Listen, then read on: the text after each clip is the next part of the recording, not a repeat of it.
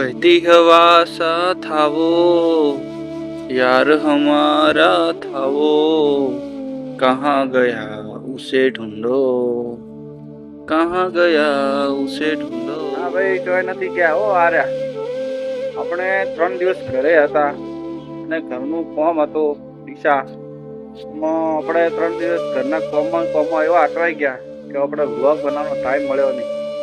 એટલે હું તમારા માફી માંગુ છું 3 દિવસ વ્લોગ ના આવ્યા તો આજે આપણે આવી ગયા છે ઊંઝા તો આજથી ડેલી વ્લોગ ચાલુ થઈ ગયા છે મિત્રો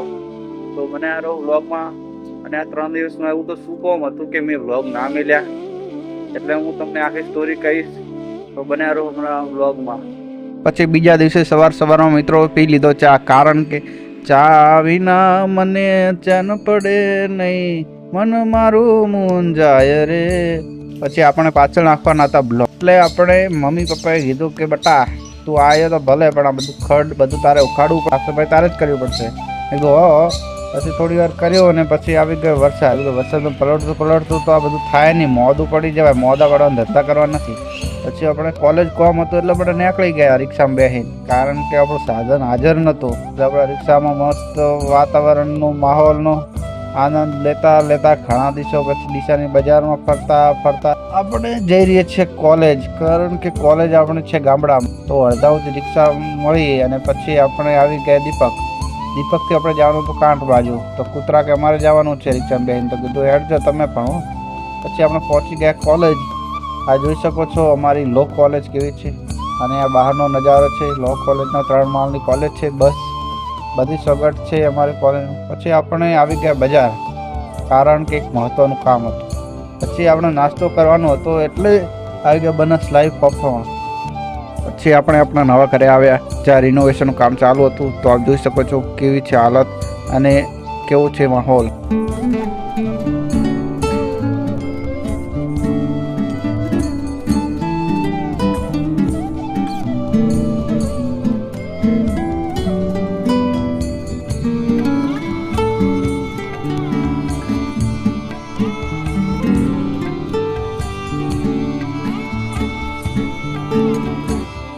પછી મિત્રો આપણે ઘરે ઝાડ બીજા કાપવાનું હતું થોડું બ્લોકમાં નડેમ હતું એટલે આપણે કાપી દીધું સાફ કરી દીધું પછી બીજા દિવસે આવી ગયું સવારનું રેતીનો ટોલો કારણ કે બ્લોક ફિટ કરવા હોય તો નીચે રેતી પાથરવી પડે એટલે રેતીનું મહત્ત્વનું કામ છે બ્લોક ફિટ કરવા માટે એટલે આપણને ઘણા દિવસે ટોલું રેતી ઉતારતા જોયું એટલે આપણે જોવાની મજા આવી ગઈ આજે અને પછી આવી ગયા બ્લોકના કારીગર એવા ટપા બ્લોક નાખતા ગયા આપણે કીધું કે અલે આ હમણાં તો આ બ્લોક ફિટ કરી નાખ્યા પછી આપણે જવા માટે કરી નાખી ગાડી બુક